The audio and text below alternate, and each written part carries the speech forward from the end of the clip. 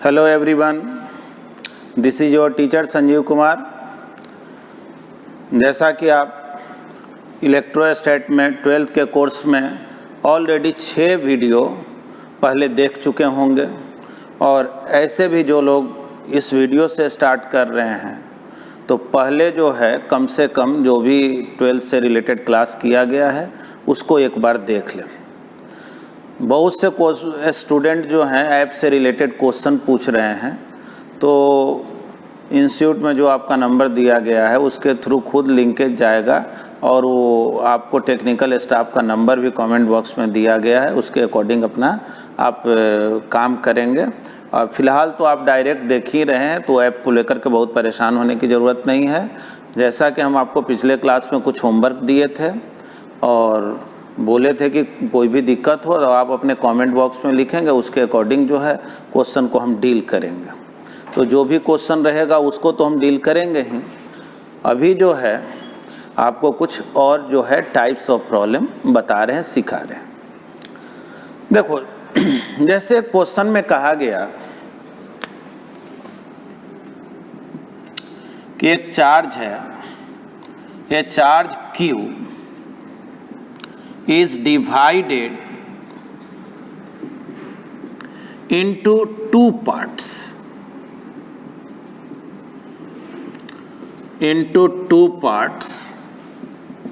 in such a way that force of repulsion between them is maximum.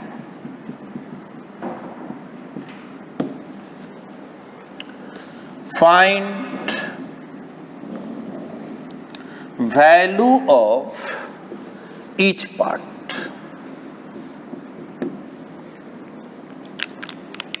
ठीक है, चलो question जो है शॉर्ट में तुम्हें एक्सप्लेन कर देने कह रहा है। ए charge Q is divided into 2 parts in such a way that force of repulsion between them is maximum. Then find value of each part. यानी ऐसा सोचो, एक है चार्ज Q, इसको तुम 2 पार्ट में डिवाइड करती हो। एक पार्ट जो है वो x है और दूसरा पार्ट जो है वो Q माइनस x है ना। जैसे मान लो कि ये 120 कूलम चार्ज है और इसको तुम 2 पार्ट में डिवाइड कर दे, तो अगर एक पार्ट x होगा तो दूसरा पार्ट 120 माइनस x होगा। इसको कुछ सर्टेन सेपरेशन पे रख दिया गया। कह रहा तुमसे कि प्रत्येक पार्ट का वैल्यू क्या होगा, ठीक ना। देखो क्वेश्चन में यहाँ ऐड कर दे रहे हैं, they are placed at a certain separation, मतलब एक फिक्स सेपरेशन पे उसको रख दिया गया। हाँ चलो, तो बतलाओ तो फोर्स का फॉर्मूला तुम क्या जानते हो? तो फोर्स का जो फॉर्मूला है Q1 into Q2 divided by R², है ना।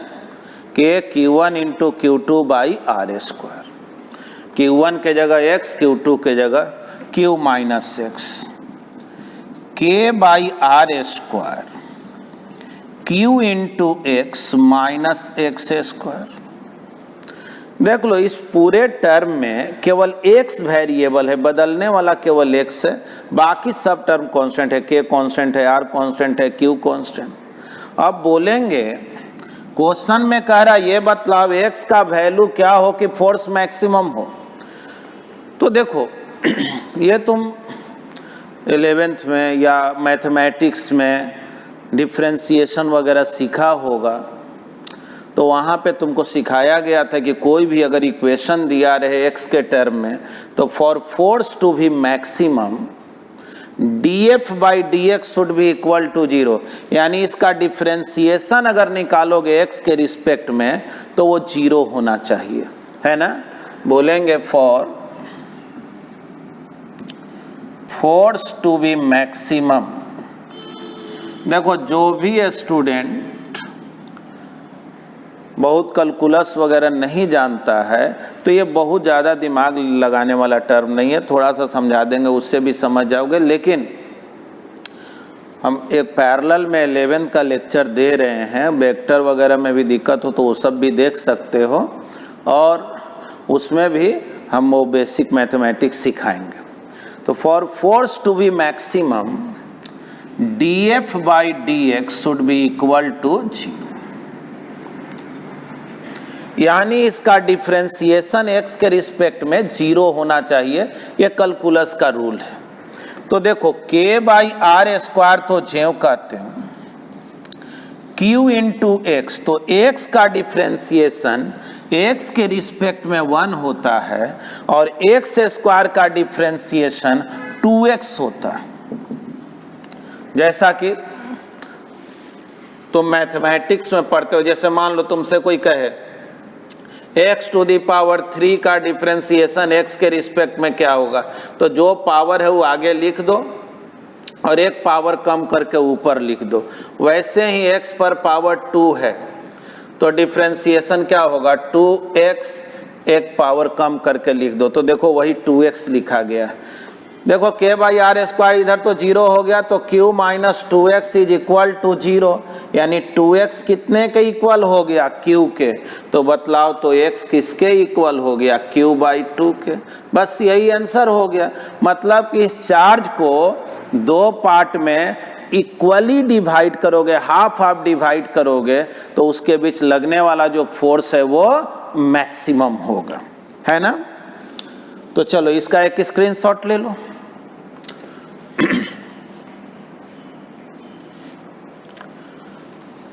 अब देखो जी, हम लोग नेक्स्ट क्वेश्चन को देखते हैं।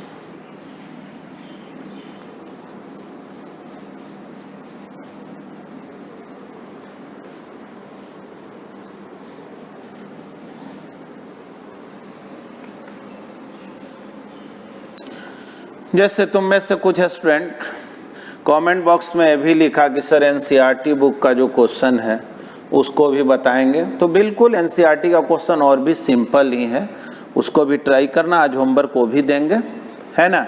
तो चलो उससे एक क्वेश्चन लेते हैं। एनसीईआरटी बुक में क्वेश्चन नंबर जो 12 है, ठीक ना। एनसीईआरटी बुक में जो है तुम देखोगे तो ये तुम्हारा जो फर्स्ट चैप्टर है, इस फर्स्ट चैप्टर का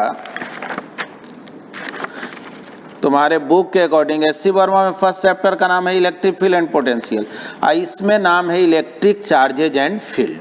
तो इसलिए देखो पढ़ना कंटेंट सब वही रहता है, वो राइटर पे डिपेंड करता है कि वो किस तरह से बातों को मेंशन करते हैं। अब वो पढ़ना तो ओवरऑल वही है।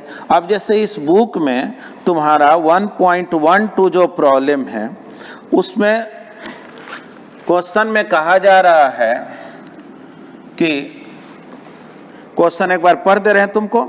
कह रहा है क्या कि दो ठो कॉपर स्फीयर है, दोनों को 50 सेंटीमीटर के डिस्टेंस पे रखा गया है ना। दो ठो कॉपर स्फीयर है, दोनों को 50 सेंटीमीटर के डिस्टेंस पे रखा गया है और दोनों को इक्वल चार्ज दे दिया गया है 6.5 into 10 to the power -7 coulomb, है ना। 6.5 into 10 to the power -7 coulomb. अब पूछा जा रहा है तुमसे कि ये बतलाओ कि what is the mutual force of electrostatic repulsion, दोनों के बीच रिपल्सन का फोर्स क्या होगा। और ये क्वेश्चन में मेंशन कर दिया है कि ये जो आर है इसके रेडियस से बहुत बड़ा है। तो याद करो फर्स्ट डे जो तुमको सिखाए थे कूलम फोर्स, बोले थे ना कि कूलम फोर्स तब वैलिड होता है जब पॉइंट चार्ज हो, और अगर पॉइंट चार्ज ना हो तो आर का वैल्यू अगर इसके रेडियस से बहुत बड़ा हो तब ये वैलिड होता है। तो देखो ये फोर्स निकालने में तो कोई तुमको दिक्कत है नहीं, K q into q divided by r square. K का वैल्यू जानते हो 9 into 10 to the power 9, Q का वैल्यू 6.5 इंटू 10⁻⁻7, जाहिर है दोनों इक्वल चार्ज है, और divided by r square, 50 centimetre है, इसको मीटर में बदल लेंगे, है ना। और अब इसको तुम सॉल्व कर लो। अब इसको सॉल्व करोगे तो तुम्हारा जो रिजल्ट आएगा वो रिजल्ट इक्वल होगा अप्रॉक्सीमेटली 1.5 इंटू 10⁻⁻2 न्यूटन के अप्रॉक्सीमेटली इक्वल आएगा, जैसा कि ये क्वेश्चन का फर्स्ट पार्ट हुआ। अब चलो इसी क्वेश्चन में तुमसे कहा जा रहा है what is the force of repulsion if each sphere is charge double the above amount, मतलब चार्ज को तुम डबल कर दिए, तो अब बतलाओ और डिस्टेंस को हाफ कर दिए। सेम क्वेश्चन को देखो क्या कह रहा है कि चार्ज को तुम डबल कर दिए और डिस्टेंस को हाफ कर दिए। पहले r था, अब r/2 हो गया। अब बतलाओ फोर्स क्या होगा। तो देखो ध्यान से, अब अगर फोर्स निकालें तो इसमें कौन ऐसा दिमाग लगाना है कि 2q into 2q divided by r/2 whole square. बोलो तो कितना हो गया, ये 4 ऊपर चला गया, 16 kq into q by r square. देखो तो kq into q by r square को f बोले हो ना, तो ये 16 इंटू एफ हो गया कि नहीं, यानी जितना ये वैल्यू आया है उसमें क्या करेंगे 16 से मल्टीप्लाई करते हैं, बन गया।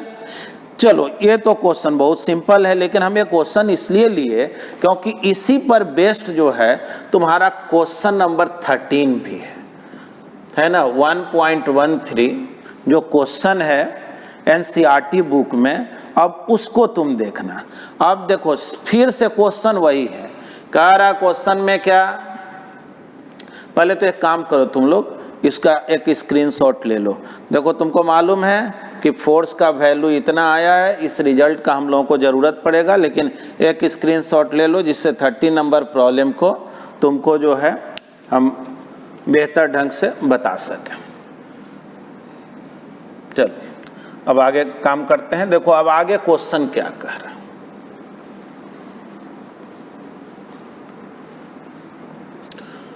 क्वेश्चन है कि चलो इन दोनों स्फीयर का नाम दे दिए ए और बी, दोनों पर इक्वल चार्ज है क्यू। एक थर्ड आइडेंटिकल स्फीयर लिए, ठीक ना, एक तीसरा स्फीयर लिए, और क्वेश्चन कह रहा तीसरा स्फीयर को हम ए के कांटेक्ट में लाए। तो सोचो जब कांटेक्ट में लाने के पहले ए के पास क्यू चार्ज था और इसके पास 0 चार्ज था, लेकिन जब कांटेक्ट में लाओगे तो दोनों आइडेंटिकल बॉडी, सेम साइज का बॉडी है, इसलिए क्या होगा कि दोनों पे जो है चार्ज इक्वली डिवाइड हो जाएगा, यानी इस पर भी q/2, इस पर भी q/2, ठीक ना। q चार्ज है, इस पर 0 चार्ज है, दोनों को कांटेक्ट में लाए, इक्वली चार्ज डिवाइड हो गया सिखाए थे ना कि जब सेम साइज का ऑब्जेक्ट को कांटेक्ट में लाओगे, अगर कंडक्टर को लाओगे कांटेक्ट में तो चार्ज इक्वली डिवाइड हो जाता है, यानी अब जितना चार्ज ए पर उतना चार्ज सी पर। अब आगे क्या कह रहा है कि now a sphere C is placed in contact of B। चलो अब C को उठा करके B के कांटेक्ट में लाओ। तो चलो जी ये B है, B के पास कितना चार्ज है तो Q चार्ज है, और C के पास कितना चार्ज है तो Q/2 चार्ज, और दोनों को कांटेक्ट में लाओगे तो टोटल चार्ज का हाफ हाफ दोनों ले लेगा। तो सोचो तो टोटल चार्ज कितना होगा, Q + Q/2, मतलब कि 3Q/2, यानी अब ये B और C जो ये स्फीयर है कांटेक्ट में लाने के बाद इसके पास 3q/4 हो जाएगा, इसके पास भी 3q/4 हो जाएगा, है ना। तो सोचो अब बी के पास कितना चार्ज है 3q/4, ए के पास कितना चार्ज है तो q/2, है ना। तो कह रहा है क्या, फिर से समझो, थर्ड स्फीयर को क्या किए, पहले इसके कांटेक्ट में ले गए, तो ए पर कितना चार्ज बच गया q/2, यानी इस पर q/2, और फिर बी के कांटेक्ट और बी पर इतना, यानी माइंड में तुम ऐसे सोचो कि ए जो है, ए पर चार्ज है q/2, बी पर चार्ज कितना 3q/4। अब बीच का गैप तो वही है जो 12 नंबर प्रॉब्लम में 50 सेंटीमीटर दिया हुआ है, ये वही प्रॉब्लम है ना। तो देखो जी, अब बतलाओ फोर्स कितना हो गया। तो अब ए और बी के बीच फोर्स को हम F' बोलें तो K q/2 3q/4 divided by r²। मतलब तो ये कितना आ गया जी 3/8 KQ²/r²। और तुम पहले से जान रहे हो ना 12 नंबर का जो फर्स्ट पार्ट था KQ × Q/r² को F बोले थे, यानी कि 3/8 × F, यानी 12 नंबर प्रॉब्लम के फर्स्ट पार्ट में जो आंसर आया है उसमें 3/8 से मल्टीप्लाई कर दोगे तो आंसर आ जाएगा क्या। तो चलो देखो जी, एनसीईआरटी बुक में जो है वो ज़्यादातर क्वेश्चन बिल्कुल सिंपल लेवल के है, उसमें बहुत तुमको दिमाग नहीं लगाना पड़ेगा। एनसीईआरटी बुक में भी तुम लोग 1 से लेकर के 13 तक ट्राई करना, 1 से 13 तक प्रॉब्लम जो है वो ट्राई करना। फर्स्ट चैप्टर का बतलाए हैं कि उसमें जो है चैप्टर का नाम माने चार्जेज एंड इलेक्ट्रिक फील्ड है, और वो जो है फर्स्ट चैप्टर है। हम लोग SC वर्मा में जब तुम देखोगे तो वो SC वर्मा में सेकंड वॉल्यूम में चैप्टर 29 है, और उसमें जो है electric field and potential chapter का नाम है। उसमें जो तुम्हारा होमवर्क दिए थे उसमें से भी कुछ प्रॉब्लम बतलाएंगे। ठीक है, इसका एक स्क्रीनशॉट ले लो। अब देखो, जैसे कुछ एनालिटिकल क्वेश्चन है एनसीईआरटी बुक में, जैसे कह रहा है क्या कि जब हम लोग लार्ज स्केल पे चार्ज का मेजरमेंट करते हैं तो उसके क्वांटाइजेशन को इग्नोर क्यों कर देते हैं। तो देखो ऐसा क्यों होता है, समझो पहले। देखो, चार्ज का जो मिनिमम वैल्यू है जिसको क्वांटा ऑफ चार्ज बोलते हैं, वो एक इलेक्ट्रॉन के चार्ज के इक्वल है, जो वेरी स्मॉल वैल्यू होता है, जानते हो 1.6 × 10⁻⁻19 कूलम। इसको तुम इस तरह से बेहतर समझ सकते हो। जैसे तुम जानते हो कि चार्ज जो है हर वैल्यू को गेन नहीं कर सकता है। चार्ज जब भी वैल्यू गेन करता है तो इलेक्ट्रॉन के ही चार्ज के मल्टीपल में वैल्यू के गेन करता है, यानी 1.6 × 10⁻⁻19 कूलम के 1 टाइम्स 2 टाइम्स 3 टाइम्स 4 टाइम्स ऐसा ही हो सकता है। लेकिन तुम सोचो, अगर मान लो 10 करोड़ इलेक्ट्रॉन है और गलती से उसमें हम हाफ इलेक्ट्रॉन के चार्ज को ऐड कर दिए, जबकि हाफ इलेक्ट्रॉन जो है प्रैक्टिकली पॉसिबल नहीं है, तो 10 करोड़ इलेक्ट्रॉन के चार्ज में हाफ इलेक्ट्रॉन के चार्ज को ऐड करे या न करे उससे रिजल्ट पे कोई फर्क पड़ने को नहीं है। इसीलिए जब लार्ज स्केल पे चार्ज का मेजरमेंट करते हैं तो अगर वो क्वांटाइज न भी हो, उस रूल को फॉलो न भी कर रहा हो, तो उससे रिजल्ट पे कोई इफेक्ट नहीं होता है। वो रिटन फॉर्म में जो है तुमको हम आंसर भी दे देंगे हर क्वेश्चन का, वो तुम्हारा ऑलरेडी जो है ना उसका स्क्रीन लेकर के तुमको दे दिया जाएगा, जिससे कि तुम आंसर को प्रॉपर्ली कैसे लिखो।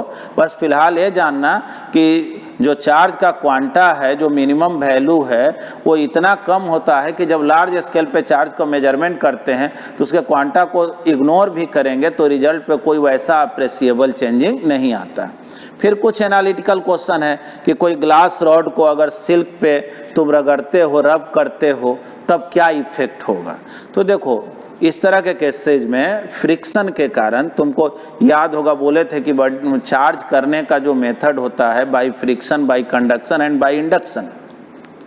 तो होता क्या है कि जब सिल्क क्लॉथ पे तुम ग्लास रॉड को रगड़ते हो तो ग्लास रॉड का कुछ इलेक्ट्रॉन जो है वो क्लॉथ पे शिफ्ट कर जाता है। इस तरह से रॉड जो है वो पॉजिटिवली चार्ज हो जाता है और क्लॉथ जो है वो निगेटिवली चार्ज हो जाता है, जबकि टोटल चार्ज जो है वो पहले जीरो था, अभी भी जीरो, यानी चार्ज जो है वो कंजर्व ही रहता है। ठीक है, चलो यहाँ तक तो हम बात किए। कुछ प्रॉब्लम जो है तुमको हम सिखा रहे हैं जो थोड़ा इससे एबव लेवल का है, ठीक ना, लेवल को थोड़ा चेंज करते हैं। देखो 11th का जो मैकेनिक्स पोर्शन है उसमें तुम जो न्यूटन्स लॉ वगैरह ये सब पढ़े हो, प्रॉब्लम बनाना वहाँ सीखे ही होगे। देखो वो सब जानना ज़रूरी रहता है। जैसे बहुत सारे स्टूडेंट जो है वो 11th वाला पोर्शन को थोड़ा इग्नोर कर देता है, वो अच्छी बात तो नहीं है, लेकिन चलो अगर तुम इग्नोर किए भी हो तो इतना तो जानते हो, जब जागा तभी सवेरा, है ना।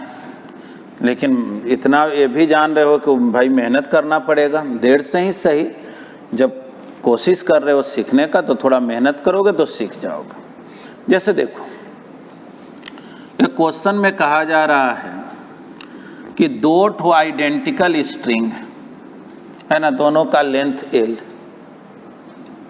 और दोनों बॉल पे, ठीक ना, दो चार्ज बॉल है, पीथ बॉल जनरली बोलते हैं, तो ये दोनों बॉल पे इक्वल चार्ज दिया गया। तो जाहिर है इक्वल चार्ज जब दोगे तो दोनों में रिपल्सन होगा। अब क्वेश्चन में जो है ये भी दे दिया है तुमको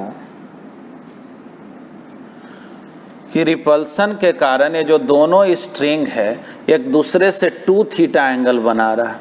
आज चूंकि दोनों आइडेंटिकल है तो जितना ये इधर मूव करेगा उतना ही ये इधर मूव करेगा, है ना। अब देखो जी,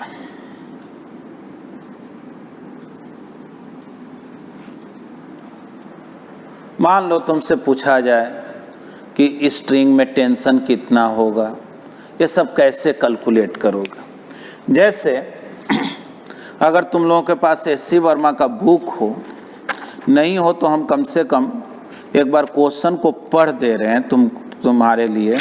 जैसे हम क्वेश्चन जो लिए, कह रहा क्वेश्चन में कि 2 identical pith balls each carrying a charge q are suspended from a common point by 2 strings of equal length, ठीक ना।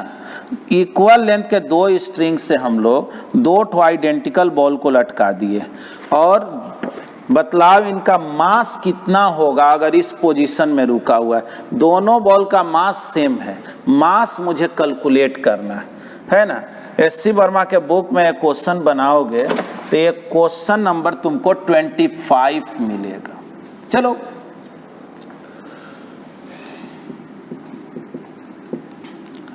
क्योंकि हम लोग जो हैं पहले से इतना प्लान थे नहीं कि हम लोगों को लॉकडाउन पीरियड हो जाएगा, बीच में जो है किसी के पास बुक नहीं होगा, रिसोर्सेज नहीं होगा, नहीं तो हम लोग और भी बहुत बेहतर तरीके से रेडी होते। लेकिन चलो कोई बात नहीं, वो जैसा भी समय हो, परिस्थिति के अनुसार रणनीति होता है, तो हम तुम लोगों को हेल्प करेंगे कि बुक का लिंकेज भी भेज देंगे, और साथ में नहीं होगा तो क्वेश्चन का भी पूरा वीडियो भेज देंगे, जिससे कि तुम्हारे लिए ट्राई करना आसान हो, उसका स्क्रीनशॉट ले लेना। ठीक है, देखो ध्यान से। तो ये दोनों जो बॉल है एक दूसरे को रिपेल करेगा, है ना। चलो इसका फ्री वे डायग्राम बना रहे हैं। इस स्ट्रिंग में टेंशन है T और नीचे mg। क्वेश्चन में तुमसे पूछा जा रहा बॉल का मास क्या होगा। सोचो इसी पोजीशन में रुका हुआ,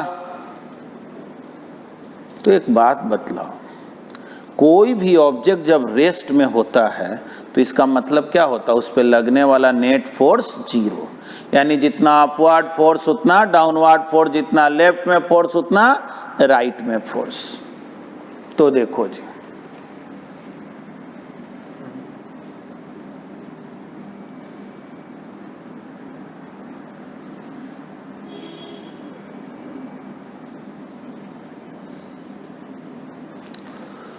देखो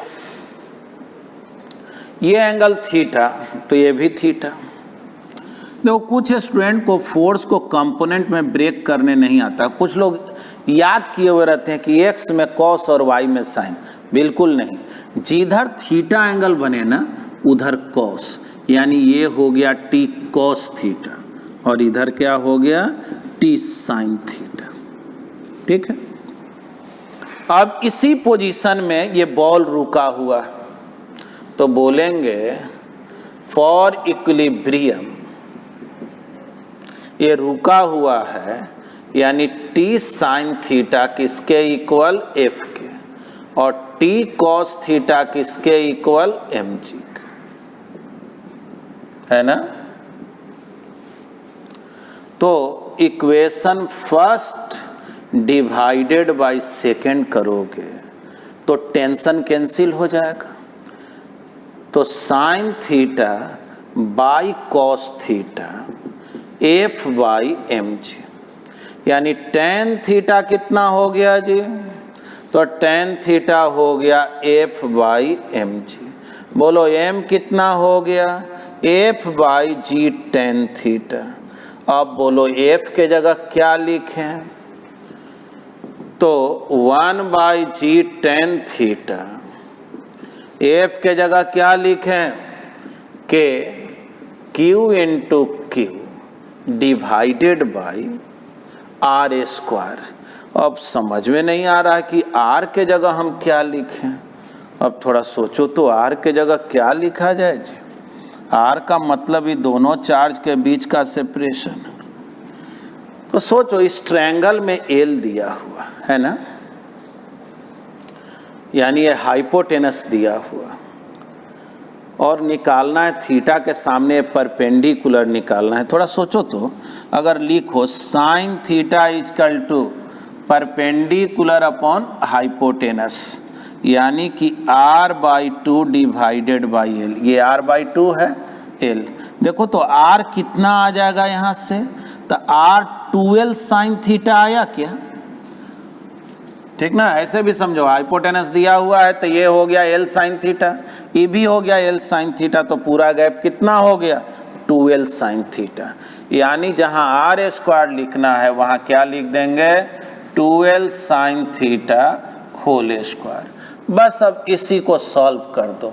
ऊपर में आ गया k इंटू क्यू स्क्वायर, चाहो तो k को 1/4 पाई एप्सिलॉन नॉट लिख लो, है ना, नहीं तो k में भी छोड़ सकते हो g, और ये देखो 2 का स्क्वायर है तो 4 आगे ला दे रहे हैं, g l square tan theta into sine square theta, है ना। चलो यही आंसर हो गया। तुम चाहो अब इसको एक बार और ब्रेक कर सकते हो, टेन थीटा को sign theta by cos theta. समझ गया। तो चलो इसका भी एक स्क्रीनशॉट ले लो। तो हम लोग जो हैं कूलम्ब्स लॉ पर बेस्ड अभी तक क्वेश्चन बनाए। अब देखो जी, मिटा दे इसको।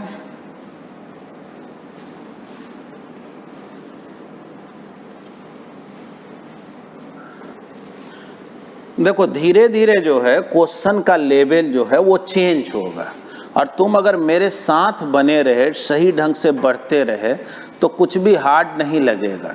लेकिन इतना तो जान रहे हो कि फिजिक्स में 2 पार्ट होता है, एक थियोरेटिकल पार्ट होता है और दूसरा जो है वो मैथमेटिकल यानी न्यूमेरिकल पार्ट होता है, और दोनों जो है तुम्हारे लिए बहुत महत्वपूर्ण है। थियोरेटिकल पार्ट अक्सर पढ़ते हैं तो ज़्यादा बेहतर ढंग से समझ में आता है, न्यूमेरिकल जब बनाते हैं तो थोड़ा बहुत जो है वो स्ट्रेस तो आता ही है, थोड़ा ज़्यादा सोचना पड़ता है। लेकिन ये भी तो जानते हो कि कॉम्पिटिटिव एग्जाम में जितना भी क्वेश्चन आना है सब तो न्यूमेरिकल ही आना है। देखो जी, अब एक और क्वेश्चन हम लेते हैं जो ये पेंडुलम से ही रिलेटेड क्वेश्चन है। इसके बाद जो है कूलम्ब्स लॉ पर बेस्ड प्रॉब्लम तुम लोग जो पूछोगे उसी को हम बतलाएंगे। फिर हम आ जाएंगे F is equal to q into इस पर रिलेटेड जो है क्वेश्चन उस पे आ जाएंगे, है ना। तो देखो एक क्वेश्चन और हम ले रहे हैं, ये पेंडुलम से ही, बॉल से ही, पीथ बॉल से ही रिलेटेड। जैसे क्वेश्चन में कह रहा है क्या कि दो ठो बॉल है और उस दोनों बॉल को एक दूसरे के अगेंस्ट में रब किया जा रहा है। देखो दो अगर न्यूट्रल बॉल हो, दो पेन ही और एक दूसरे के अगेंस्ट रब करोगे तो क्या होगा, तो एक से इलेक्ट्रॉन कुछ ट्रांसफर दूसरे पर हो जाएगा। इस तरह से एक बॉडी जितना पॉजिटिवली चार्ज होगा दूसरा बॉडी उतना ही निगेटिवली चार्ज होगा। तो देखो क्वेश्चन जो है हम एस.सी. वर्मा का ही बुक से लिए हैं, ये प्रॉब्लम नंबर 23। क्वेश्चन में जो इंफॉर्मेशन है, ये इंफॉर्मेशन है कि दोनों बॉल को जो है एक दूसरे के अगेंस्ट रब किया जा रहा है और इक्वल लेंथ के स्ट्रिंग से दोनों को सस्पेंड करा दिया गया है ना, दोनों को इक्वल लेंथ के स्ट्रिंग से सस्पेंड करा दिया गया।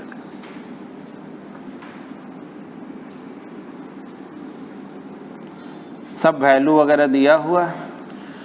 क्वेश्चन में यह कह दिया है कि दोनों का जो पॉइंट ऑफ सस्पेंशन है वो 5 सेंटीमीटर है।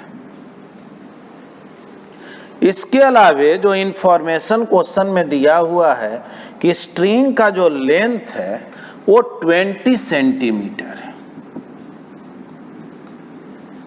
ठीक ना। स्ट्रिंग का लेंथ 20 सेंटीमीटर है। इतना तो जान रहे हो कि एक पर जितना माइनस चार्ज है दूसरे पे उतना ही प्लस चार्ज। चार्ज कितना है नहीं मालूम, लेकिन स्टार्ट में दोनों न्यूट्रल था और दोनों को एक दूसरे के अगेंस्ट रब किया गया, तो जाहिर है एक से इलेक्ट्रॉन दूसरे पे ट्रांसफर होगा तो एक पर जितना पॉजिटिव चार्ज होगा दूसरे पे उतना ही निगेटिव चार्ज। अब जो है एक प्लस है एक माइनस है, तो अट्रैक्शन के कारण दोनों एक दूसरे के नजदीक आएगा। क्वेश्चन में कह रहा आगे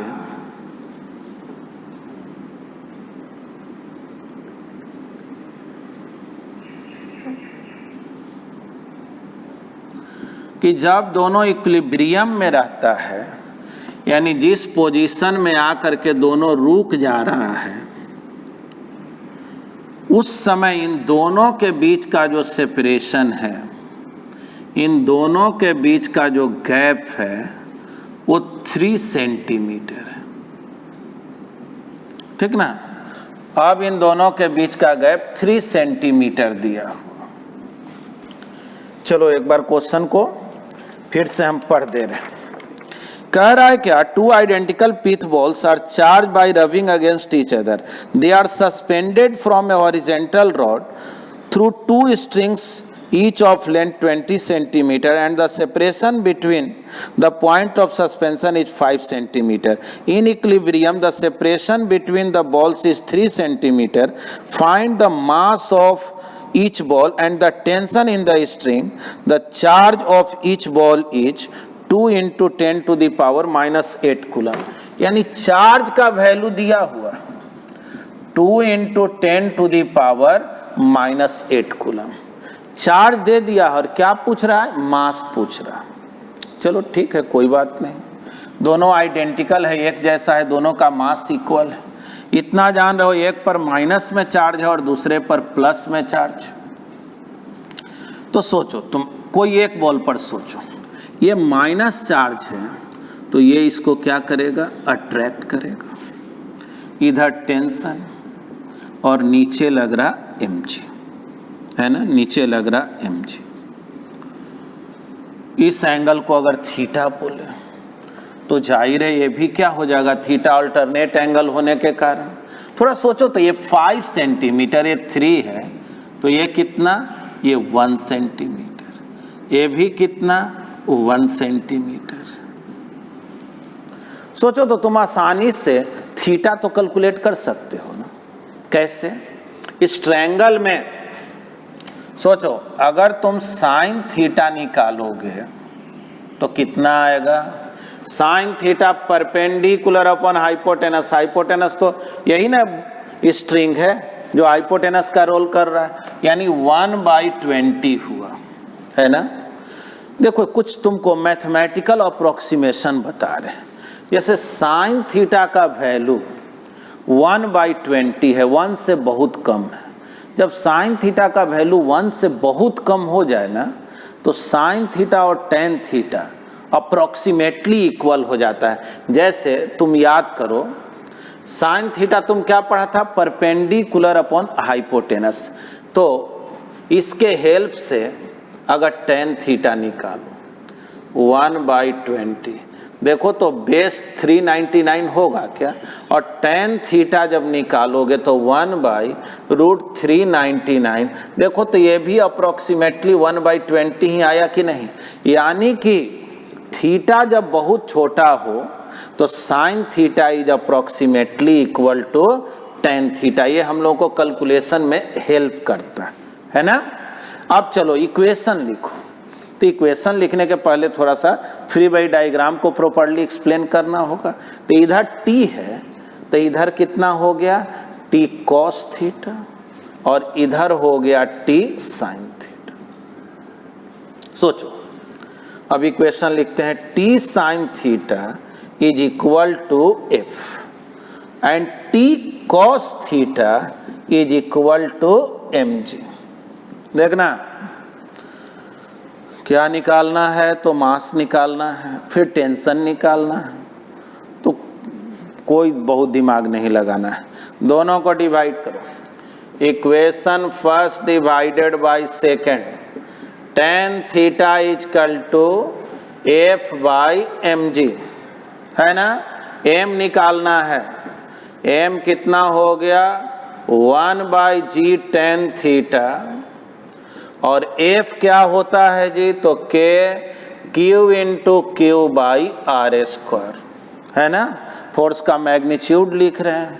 अब देखना ध्यान से, 1/g टेन थीटा, G क्या लिखें, तो G तो 10, मान लो क्वेश्चन में दिए 9.8 या 10 लेते हैं।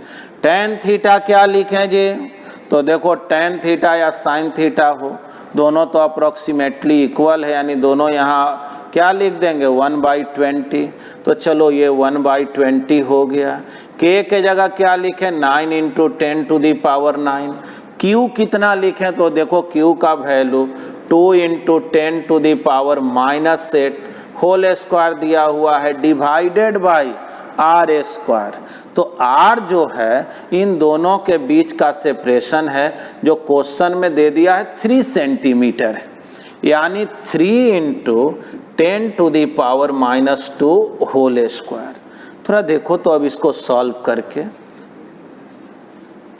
इस 2 को ऊपर ले जाओ, ये 2 का स्क्वायर करोगे तो ये 4 हो गया, 4 इंटू 2 जो है 8 हो गया, और 8 इंटू 9 72 इंटू थोड़ा देखो 10 टू दी पावर 9 है, और यहाँ 10 टू दी पावर -16, तो 10 टू दी पावर -7 हो जाएगा। और नीचे थोड़ा सा देखो, 3 का square 9 into 10 to the power -4, है ना।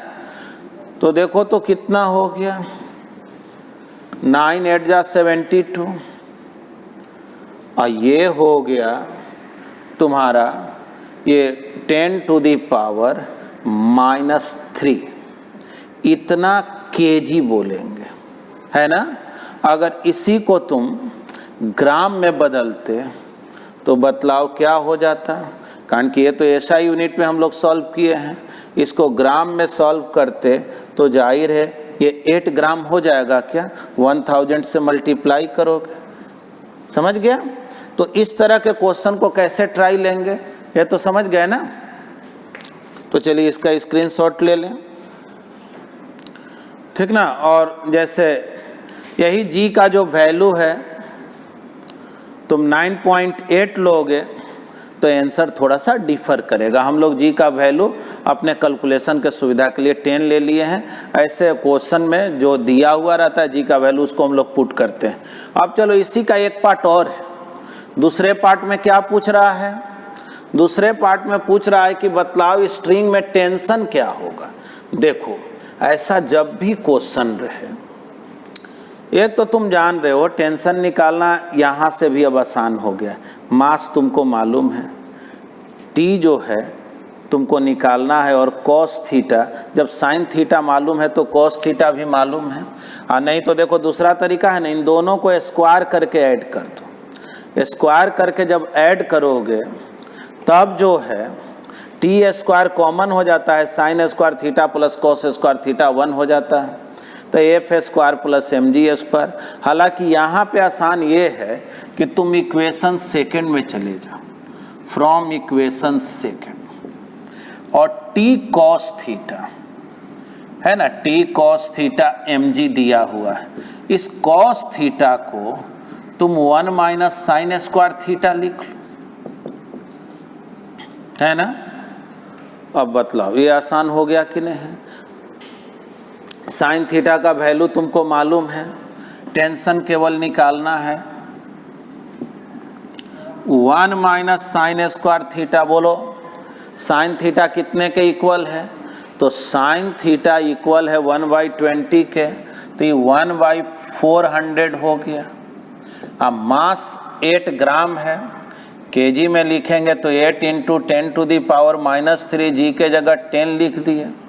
अब बतलाओ इसको सॉल्व करेंगे, टेंशन निकलेगा कि नहीं, तो आसानी से तुम टेंशन को कैलकुलेट कर सकते हो।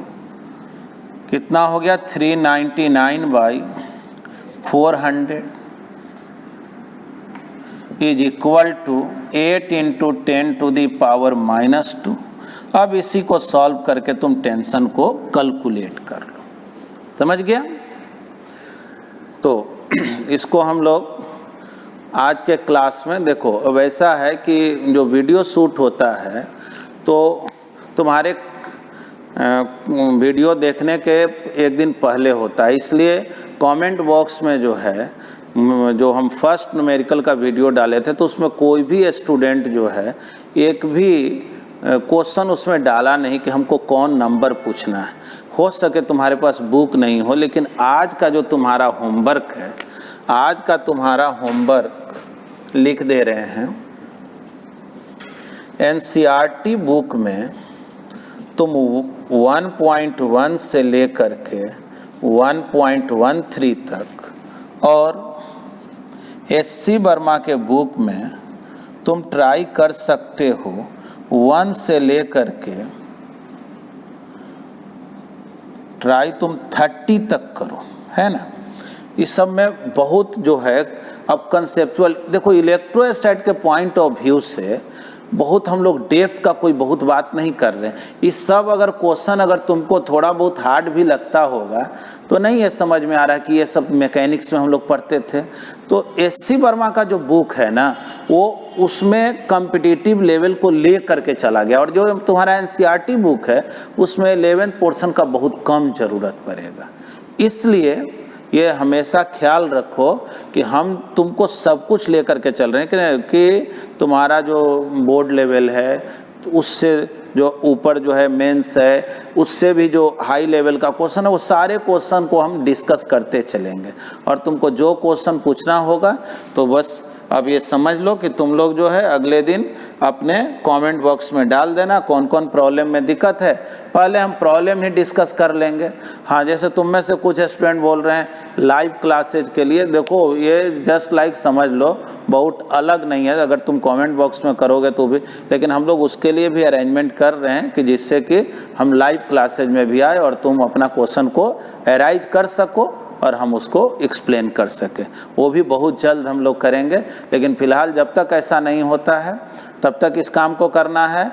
और देखो हमेशा ख्याल रखना है कि लॉकडाउन पीरियड में घर से बाहर नहीं निकलना है। इधर उधर जो है जाओगे बाहर में, समझ ही रहे हो बहुत से पुलिस भी है जो तुम्हारे स्वागत में बैठा हुआ है, एक तो दिक्कत वो हो जाएगा। और दूसरी प्रॉब्लम ये है कि अगर तुम कहीं बीमारी लाए तो तुम पूरे परिवार को दिक्कत में डालोगे, लोग को दिक्कत में डालोगे, और जानते ही हो तुम तो देश का भविष्य हो, तुम्हारे ऊपर ही सब कुछ है, तो सबसे ज़्यादा सुरक्षा का ध्यान तुम्हारा ही रखा गया है। और इसी कारण से तुम घर में भी रहो और सीख सको, इसलिए हम पर डे कोशिश करते हैं कि तुमको कुछ बेटर दें, बेटर करें। देखो हम लोग एक अभियान चलाए हैं, वो अभियान चलाने का जानते हो क्या बेनिफिट है? हम लोगों के देखा देखी अभी हम देखते हैं बहुत से टीचर लोग जो है इस मुहिम में जुट गए हैं। तो एक अच्छा काम करेंगे तो उसका वो धीरे धीरे जो है ना, मैं तो अकेला ही चला था जानिबे मंजिले, मगर लोग साथ आते गए, कारवां बनता गया। तो बस एक कारवां बन गया है, और बस ये भी जानना ये कारवां रुकने को नहीं है। सिर्फ हंगामा खड़ा करना मेरा मकसद नहीं, मेरी कोशिश है कि बुनियाद हिलनी चाहिए। मेरे सीने में नहीं तेरे सीने में सही, खो कहीं भी आग मगर आग जलनी चाहिए। Thank you.